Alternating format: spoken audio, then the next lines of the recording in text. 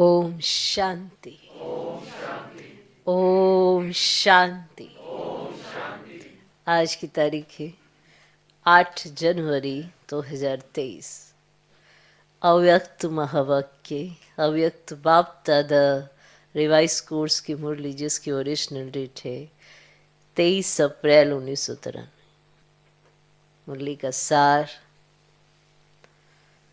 निश्चय बुद्धि भव, अमर भव। निश्चय बुद्धि भव, अमर भव।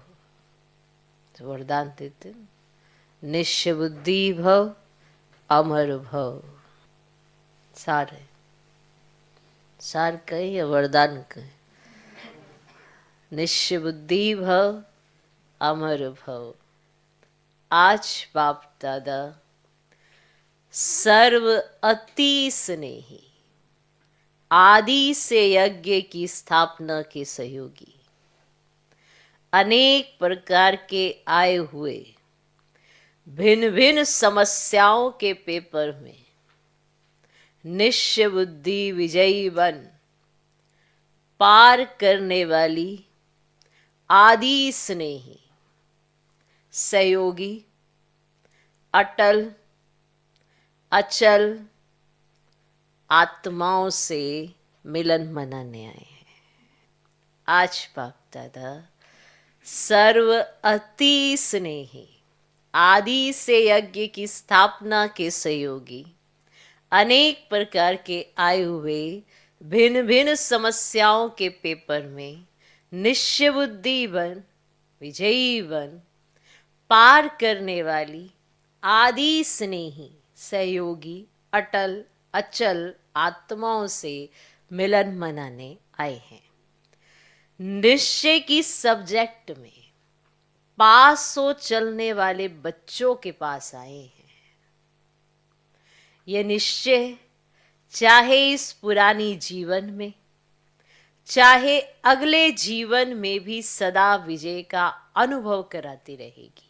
ये निश्चय चाहे इस पुरानी जीवन में, चाहे अगले जीवन में भी सदा विजय का अनुभव कराती रहेगी। निश्चय का, अमर भव का वरदान सदा साथ रहे। विशेष आज जो बहुत काल की अनुभवी बुजुर्ग आत्माएं हैं, विशेष आज जो बहुत काल की अनुभवी बुजुर्ग आत्माएं हैं, उन्हों के याद और स्नेह के बंधन में बंधकर बाप आए हैं। निश्चय की मुबारक। एक तरफ यज्ञ अर्थात पांडवों के किले की जो नींव अर्थात फाउंडेशन आत्माएं हैं, वह भी सभी सामने हैं, और दूसरी तरफ आप अनुभवी आदि आत्माएं इस पांडवों के किले की दीवार की पहली ईंट हो, पहली ईंटें हो। फाउंडेशन भी सामने है और आदि ईंटें जिनके आधार पर ये किला मजबूत बन विश्व की छत्र छाया बना, वह भी सामने है। तो जैसे बाप ने बच्चों के स्नेह में जी हजूर हाजिर करके दिखाया, ऐसे ही सदा बाप दादा और निमित्त आत्माओं की श्रीमत व डायरेक्शन को सदा जी हाजिर करते रहना। जैसे बाप ने बच्चों के स्नेह में जी हजूर हाजिर करके दिखाया, ऐसे ही सदा बाप दादा और निमित्त आत्माओं की श्रीमत व डायरेक्शन को सदा जी हाजिर करते रहना। कभी भी व्यर्थ मनमत व पर्वत नहीं मिलाना। कभी भी व्यर्थ मनमत व परमत नहीं मिलाना। हाजिर हजूर को जान, श्रीमत पर उड़ते चलो। समझा? अच्छा,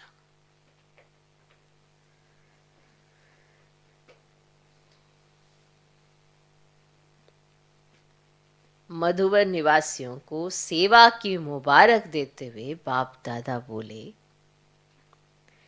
अच्छा, विशेष मधुबन निवासियों को बहुत बहुत मुबारक हो।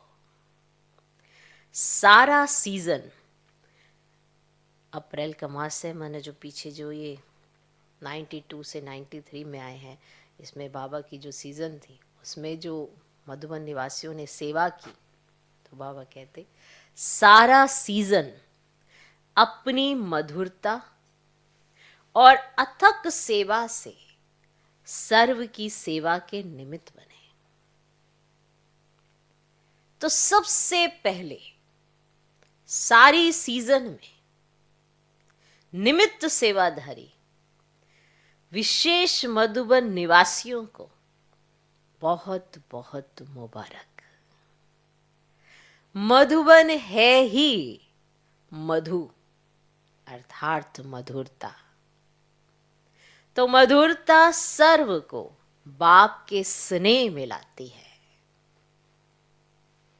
इसीलिए चाहे हॉल में हो, चाहे चले गए हों, लेकिन सभी को विशेष एक एक डिपार्टमेंट को बाप दादा विशेष मुबारक सेवा की दे रहे हैं।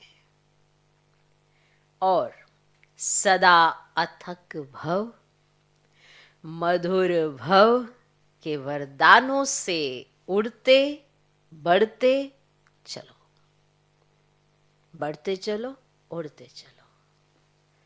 कि सारी सीजन में मधुबन निवासियों ने जो सेवा की, माना मधुरता और अथक सेवा का ये जोड़, एक तो वो मधुर रहे और अथक सेवाधारी, थके नहीं। अरे मैं क्या करूं, मुझे ये भी सेवा करनी, ऐसे वाइब्रेशन भी नहीं, ऐसा चिंतन भी नहीं, क्योंकि सेवा तो रहती है बहुत। जब सीजन होता है तो बहुत सेवा रहती है, हर डिपार्टमेंट की अपनी अपनी सेवाएं रहती है। तो बाबा कहते चाहे वो अभी हॉल में है, चाहे वो चले गए हैं, लेकिन एक एक डिपार्टमेंट को बाप दादा विशेष मुबारक दे रहे हैं। सदा अथक भव, मधुर भव के वरदानों से बढ़ते उड़ते चलो। भगवान मधुबन निवासियों को कैसे देखते हैं ये सबको पता है, कि उनके दिल में मधुबन निवासियों के लिए क्या भाव है ये भी पता है। दिल में भी हैं, चुल में भी हैं, वरना सीधा डायरेक्ट मिलन मनाते हैं और वो सेवा में नंबर 1 जाते हैं। तो बाबा उनकी सेवा की उनको मुबारक दे रहे हैं। ओके, अव्यक्त बाप दादा की पर्सनल मुलाकात।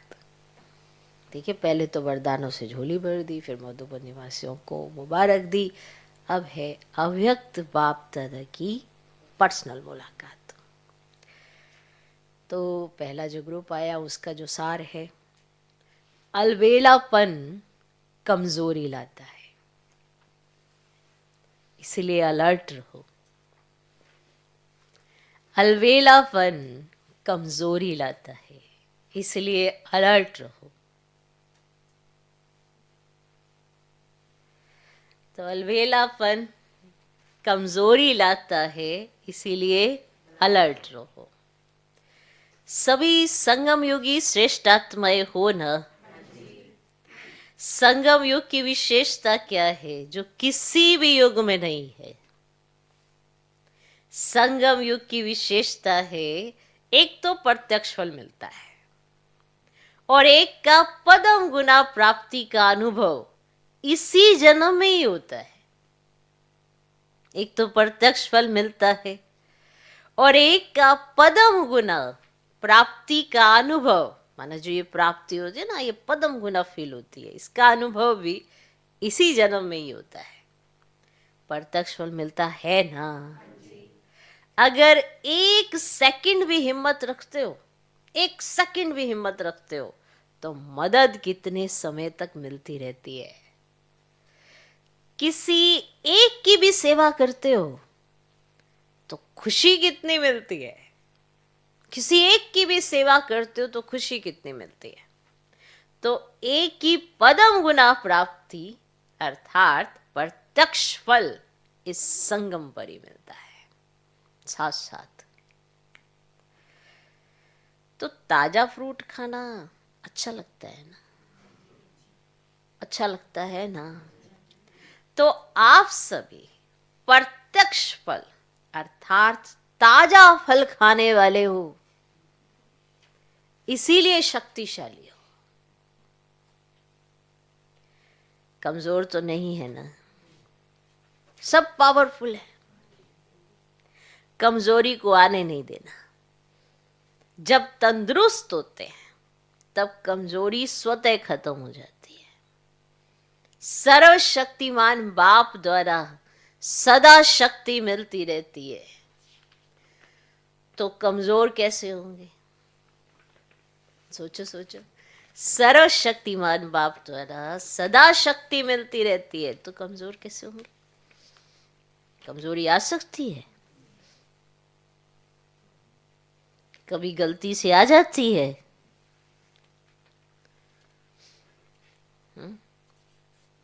जब कुंभकर्ण की नींद में अलबेले होकर सो जाते हो तब आ सकती है, नहीं तो नहीं आ सकती है। आप तो अलर्ट हो ना, अलबेले हो क्या। सभी अलर्ट है, सदा अलर्ट है। संगम युग में बाप मिला, सब कुछ मिला, तो अलर्ट ही रहेंगे ना। जिसको बहुत प्राप्तियां होती रहती है वो कितना अलर्ट रहते हैं। रिवाज जी, बिजनेसमैन को बिजनेस में प्राप्ति होती रहती है तो अलबेला होगा या अलर्ट होगा। अब बिजनेसमैन को बहुत माना प्रॉफिट बहुत हो रहा है, तो बताओ बिजनेसमैन अलबेला होगा या अलर्ट होगा। तो आपको एक सेकंड में कितना मिलता है, तो अलबेले कैसे होंगे। बाप ने सर्व शक्तियां दे दी, जब सर्व शक्तियां साथ है तो अलबेला पर नहीं आ सकता है। सदा होशियार, सदा खबरदार रहो। ठीक। यूके को तो बाप दादा कहते ही हैं ओके। तो जो ओके माना बिल्कुल ठीक होगा, वे जब अलर्ट होगा तब तो ओके होगा ना। फाउंडेशन पावरफुल है, इसीलिए जो भी टाल टालियां निकली हैं वह भी शक्तिशाली है। विशेष बाप दादा ने, ब्रह्मा बाप ने अपने दिल से लंदन का पहला फाउंडेशन डाला है। ब्रह्मा बाप का विशेष लाडला है लंदन, विशेष लाडला है। तो आप प्रत्यक्ष फल के सदा अधिकारी आत्माएं हो। कर्म करने के पहले फल तैयार है ही, ऐसे ही लगता है ना, या मेहनत लगती है। नाचते गाते फल खाते रहते हो। वैसे भी डबल विदेशियों को फल अच्छा लगता है ना। बाप दादा भी यूके अर्थात सदा ओके रहने वाले बच्चों को देख हर्षित होते हैं। अपना यह टाइटल सदा याद रखना, ओके। ये कितना बढ़िया टाइटल है, ये कितना बढ़िया टाइटल है। सभी सदा ओके रहने वाले और औरों को भी अपने चेहरे से, वाणी से, वृत्ति से ओके बनाने वाले। यही सेवा करनी है ना। अच्छा है, सेवा का शौक भी अच्छा है। जो भी जहां से भी आए हो, लेकिन सभी तीव्र पुरुषार्थी और उड़ती कला वाले हो। सबसे ज्यादा खुश कौन रहता है?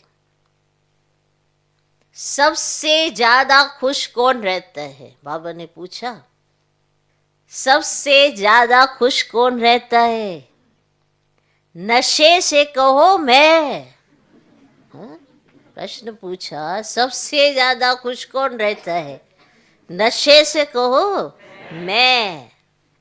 सिवाय खुशी के और है ही क्या? खुशी ब्राह्मण जीवन की खुराक है। खुराक के बिना कैसे चलेंगे? चल रहे हो तो खुराक है तभी तो चल रहे हो ना। स्थान भी बढ़ रहे हैं। देखो, पहले 3 पैर पृथ्वी लेना बड़ी बात लगती थी, और अभी क्या लगता है? सहज लगता है ना।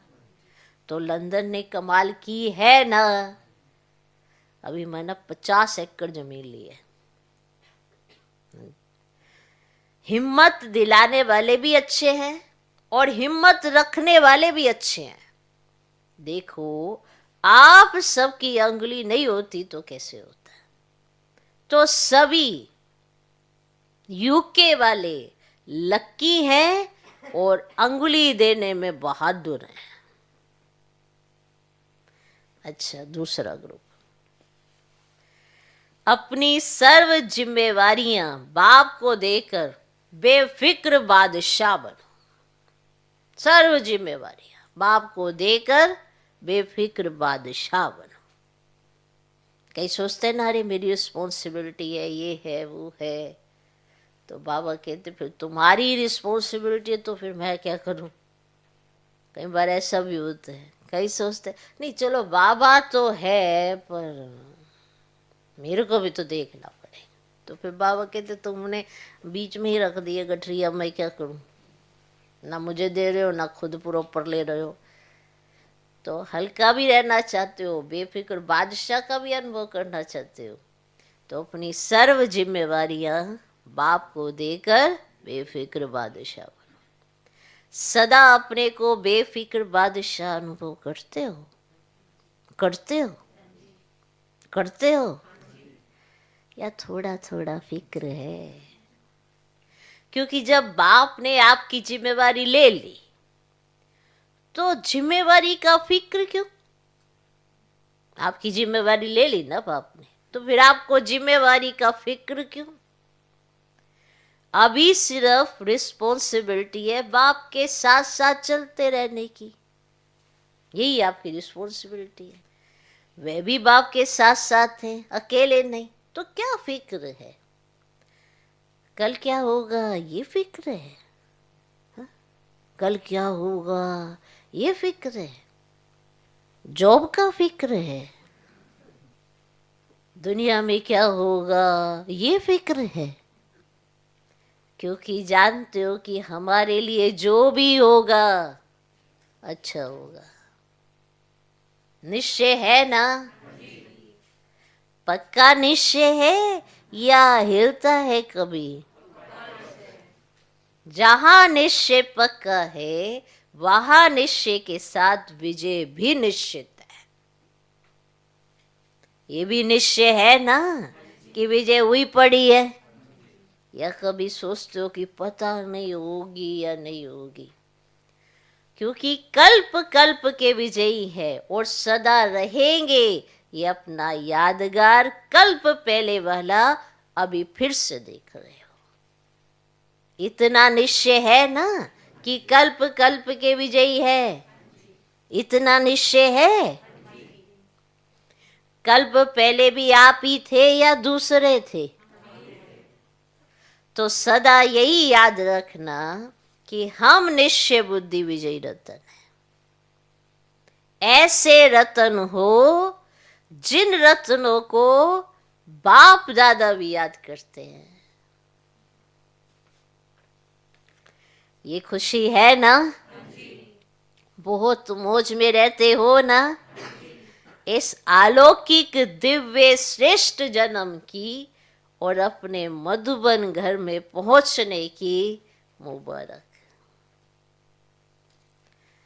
अच्छा, तीसरा ग्रुप, बाप और आप। बाप और आप ऐसे कंबाइंड रहो जो कभी कोई अलग न कर सके। कंबाइंड हो जाते ना तो उनको अलग नहीं कर सकते होते। बाप और आप ऐसे कंबाइंड रहो जो कभी कोई अलग न कर सके। सभी अपने को सदा बाप और आप कंबाइंड है ऐसा अनुभव करते हो। जो कंबाइंड होता है उसे कभी भी कोई भी अलग नहीं कर सकता। आप अनेक बार कंबाइंड रहे हो, अभी भी हो और आगे भी सदा रहेंगे, ये पक्का है। तो इतना पक्का कंबाइंड रहना, तो सदैव स्मृति रखो कि कंबाइंड थे, कंबाइंड है और कंबाइंड रहेंगे। कोई की ताकत नहीं जो अनेक बार के कंबाइंड स्वरूप को अलग कर सके। तो प्यार की निशानी क्या होती है? तो सभी ने कहा कंबाइंड रहना। क्योंकि शरीर से तो मजबूरी में भी कहाँ कहाँ अलग रहना पड़ता है।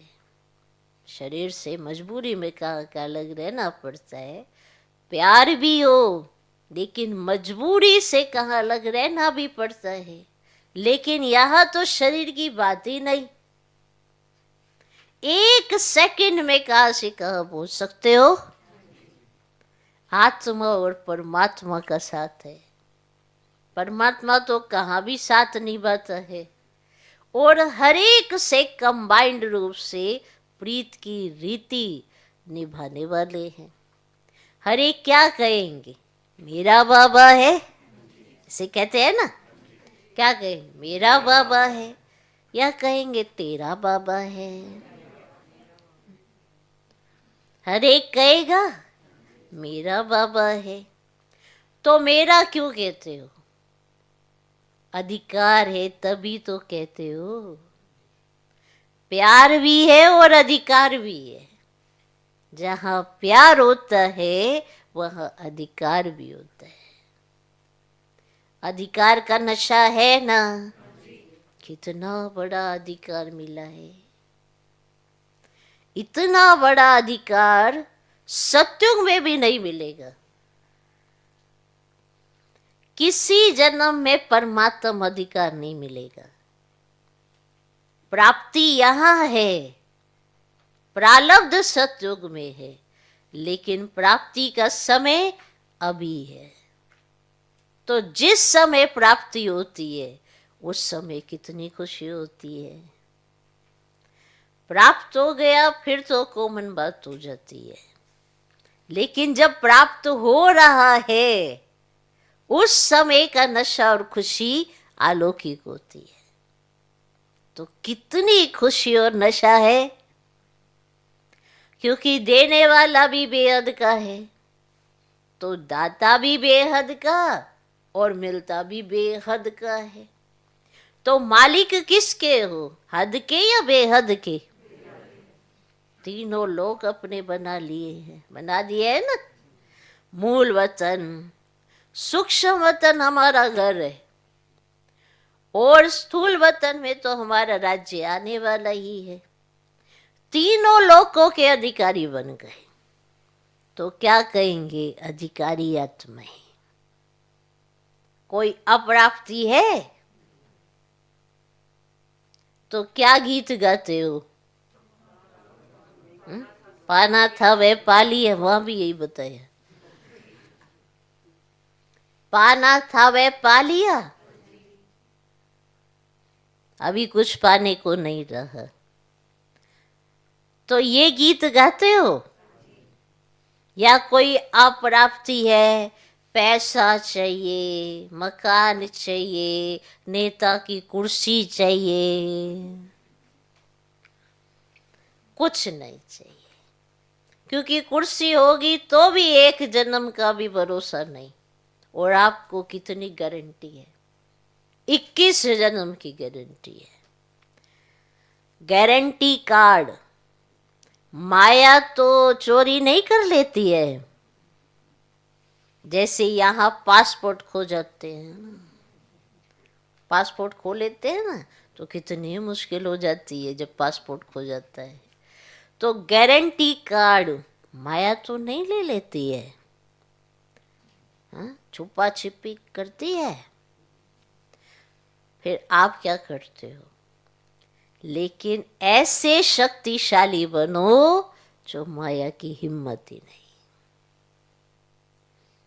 चौथा ग्रुप, हर कर्म त्रिकालदर्शी बनकर करो।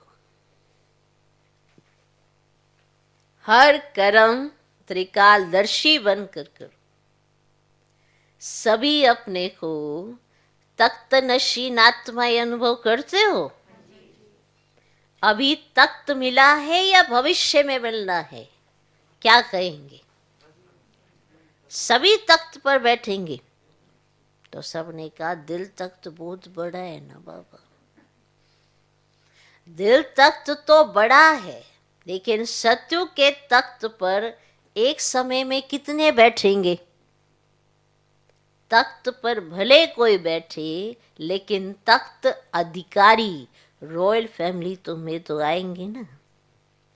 तख्त पर इकट्ठे तो नहीं बैठ सकेंगे।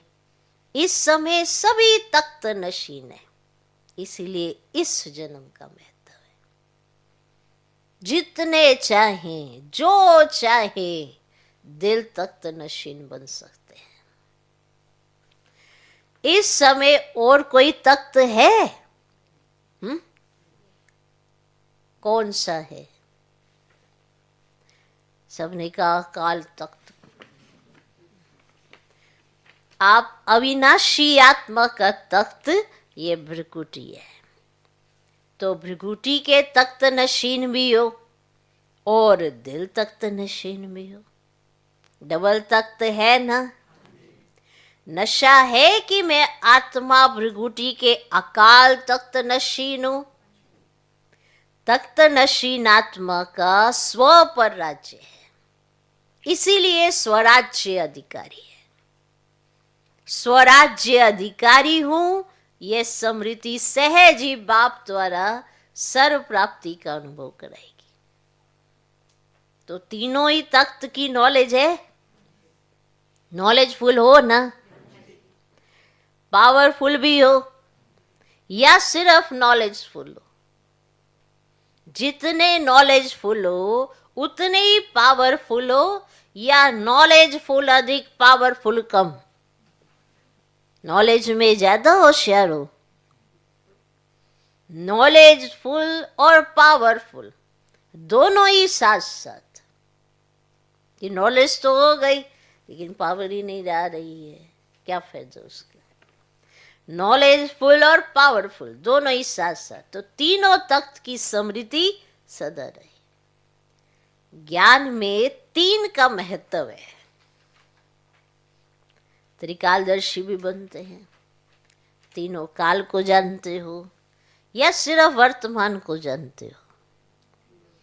कोई भी कर्म करते हो तो त्रिकालदर्शी बनकर कर्म करते हो या सिर्फ एकदर्शी बनकर कर्म करते हो? क्या हो, एकदर्शी या त्रिकालदर्शी?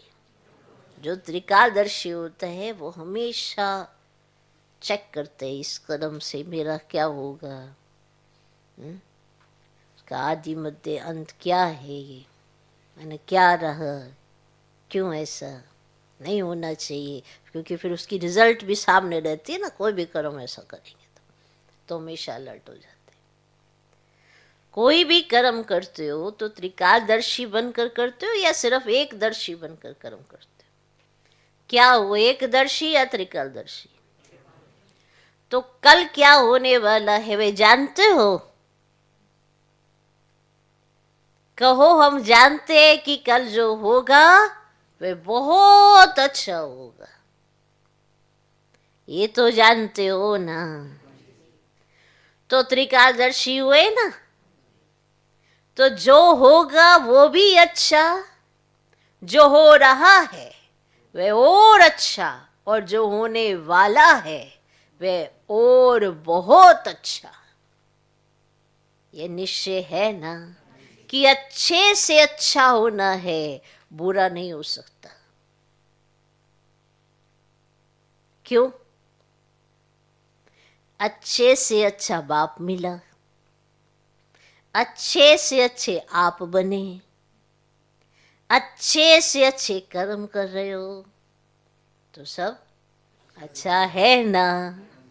क्योंकि त्रिकालदर्शी बनकर कर्म किया तो बुरा हो ही नहीं सकता आपके साथ। अच्छे से अच्छा बाप, अच्छे से अच्छे आप, अच्छे से अच्छा कर्म किया तो बुरा कैसे हो सकता है? कि थोड़ा बुरा थोड़ा अच्छा है। जब मालूम पड़ गया कि मैं श्रेष्ठ आत्मा हूं, तो श्रेष्ठ आत्मा का संकल्प, बोल, कर्म अच्छा होगा ना। तो ये सदा स्मृति रखो कि कल्याणकारी बाप मिला तो सदा कल्याण ही कल्याण है। माना ये जो फिक्र होती है ना कि मेरा क्या होगा, ये उनके लिए। अगर हमने गलत कर्म किया तो अलर्ट रहना, क्योंकि उसका रिजल्ट फिर नुकसान तो होगा। लेकिन अच्छे ते अच्छा बाप, अच्छे ते अच्छे आप, अच्छे ते अच्छा आपका कर्म, तो आपके साथ बुरा कैसे हो सकता है? फिर जब ड्रामा प्लान अनुसार कोई भी सीन आए, वो आपके लिए बुरा नहीं हो सकता। लेकिन अगर आप कोई स्वभाव संस्कार के वशीभूत जाके उल्टे कर्म करेंगे, तो उस पे ये फार्मूला लगाएंगे तो सोच ये क्या हुआ, ये तो फिर उल्टा हो जाता है ना। इसीलिए अच्छा किसके साथ? जो त्रिकालदर्शी बनकर कर्म करे, उसे चिंता करने की कोई जरूरत नहीं है कि कल क्या होगा, उसके साथ अच्छा ही होगा। ड्रामा में भले कैसा भी सीन आए, वो उसके लिए तो अच्छा ही है, क्योंकि कल्याणकारी बाप मिला तो सदा कल्याण ही कल्याण है। बाप तो कहते ही है ना विश्व कल्याणकारी, और आप मास्टर विश्व कल्याणकारी हो। बाबा को कहते विश्व कल्याणकारी, तो आप कौन हो? मास्टर विश्व कल्याणकारी। तो जो विश्व का कल्याण करने वाला है, उसका अकल्याण हो ही नहीं सकता। इसीलिए निश्चय रखो कि हर समय, हर कार्य, हर संकल्प कल्याणकारी है। हर समय, हर कार्य, हर संकल्प कल्याणकारी है। संगम युग को भी नाम देते ही है कल्याणकारी युग। तो अकल्याण नहीं हो सकता तो क्या याद रखेंगे? ऐसा ही होता है ना, कहीं सोचते बाबा क्या होएगा कल, हमारा कैसे होएगा, ये क्या होएगा, वो क्या होएगा, तो वो थोड़ा कंफ्यूज हो जाते हैं, चिंता में चले जाते हैं, पर भूल जाते हैं कल्याणकारी बाप साथ है। आप चिंता नहीं करो, आपका तो कल्याण ही होगा। आपका कल्याण हो ही नहीं सकता। आप श्रीमत पर चलते चलो, आपका कभी अकल्याण नहीं हो सकता। तो सदा ऐसे चलो। क्या याद रखेंगे? जो हो रहा वे अच्छा, और जो होने वाला वे बहुत बहुत अच्छा। तो ये स्मृति सदा आगे बढ़ाती रहेगी। अच्छा, सभी कोने कोने में बाप का झंडा लहरा रहे हो, सभी बहुत हिम्मत और तीव्र पुरुषार्थ से आगे बढ़ रहे हो, और सदा बढ़ते रहेंगे। फ्यूचर दिखाई देता है ना? त्रिकालदर्शी हो तो फ्यूचर तो दिखेगा। कोई भी पूछे आपका भविष्य क्या है, बोलो हमको पता है, तो बोलो हमको पता है बहुत अच्छा है, से बोलो। देखो निश्चय होगा तो नशे से बोलेंगे, अगर खुद ही हिले डुले होंगे तो क्या मना नशा दिखाएंगे। पता नहीं क्या होएगा कल हमारा। हाँ? जिसे बाप पर निश्चय, उसे ये नशा है कि मेरा कल भी अच्छा, मेरा आज भी अच्छा। तो बोलो हमको पता है, बहुत अच्छा है। अच्छा, मीठे मीठे सिकल दे बच्चों प्रति माता पिता बाप दादा का याद प्यार और गुड मॉर्निंग। रूहानी बाप की रूहानी बच्चों को नमस्ते। हम रूहानी बच्चों के भी रूहानी बाप को नमस्ते नमस्ते नमस्ते। Good morning good morning good morning.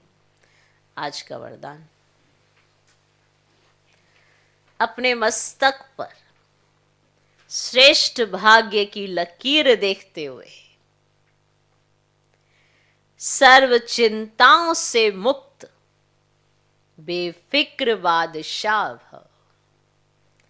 अपने मस्तक पर श्रेष्ठ भाग्य की लकीर देखते हुए सर्व चिंताओं से मुक्त बेफिक्र बादशाह भव। बेफिक्र रहने की बादशाही सब बादशाहियों से श्रेष्ठ है। अगर कोई ताज पहनकर तख्त पर बैठ जाए और फिक्र करता रहे तो यह तख्त हुआ या चिंता? भाग्य विधाता भगवान ने आपके मस्तक पर श्रेष्ठ भाग्य की लकीर खींच दी, बेफिक्र हो गए। तो सदा अपने मस्तक पर श्रेष्ठ भाग्य की लकीर देखते रहो। वाह मेरा श्रेष्ठ ईश्वरीय भाग्य है, इसी फकुर में रहो तो सब फिक्राते माना चिंताएं समाप्त हो जाएंगी।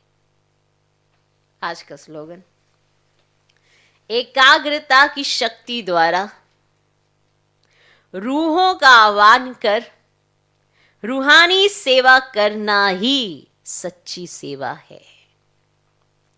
एकाग्रता की शक्ति द्वारा रूहों का आह्वान कर रूहानी सेवा करना ही सच्ची सेवा है। हर एक की चाहना है मैं वो सच्ची सेवा करूं जो बाप को बहुत पसंद आती है। तो उसके लिए एकाग्रता की शक्ति चाहिए, एकाग्र चित्त, एकाग्र मन, और जो भी संकल्प करें वो श्रेष्ठ ते श्रेष्ठ होने चाहिए। और सभी रूहों को बाप से मिलाने की जो चाहना है वो तीव्र गति की होनी चाहिए, क्योंकि सभी रूहें बाप से बिछड़ी हुई हैं। सबको बाप से मिलाना है। सभी बच्चे बिछड़े, जैसे किसी लौकिक में भी देखते हो कोई बच्चा बिछड़ जाए तो उसके माँ बाप से जो मिलाने के निमित्त बनता है तो उसे कितनी खुशी होती है कि मैंने इनको इनके माँ बाप से मिला दिया। तो आप जब ये सेवा करोगे, रूहों को रूहानी बाप से मिलाओगे तो कितनी तो दुआएं मिलेंगी, और उस सेवा का प्रत्यक्ष फल आपको खुशी और नशा कितना होगा। तो इसे एकाग्रता की शक्ति इसीलिए चाहिए कि आप जब योग करते हैं, मनसा सेवा करते हैं, तो उसमें मन में अगर शुद्ध भाव, शुभ भावना और एकाग्रता आ जाए तो फिर रूहों का आह्वान करेंगे और वो रूहें अपने रूहानी बाप से मिलेंगी। और ये सेवा ही सच्ची सेवा है। बाकी सेवाएं किसी को कुछ खिला देना, कुछ पिला देना, या फिर किसी की ज़रूरत को पूरा कर देना, किसी को कपड़े चाहिए, किसी को थोड़ा धन चाहिए, किसी को चलो जी ये कर देना, वो अलग है। लेकिन यहाँ तो रूहों को रूहानी बाप से मिला देना। जो रूहें बाप को नहीं पहचानती, आज भगवान आया हुआ है उसको नहीं जानती, उनको मिला देना। बच्चे को माँ बाप से मिला देना, इससे बड़ी सेवा कोई नहीं। तो इसके लिए आपकी एकाग्रता चाहिए, और उस एकाग्रता के आधार पर आप रूहों का आह्वान कर सकेंगे और फिर ये सेवा करेंगे। तो ये सच्ची सेवा है। ओम शांति।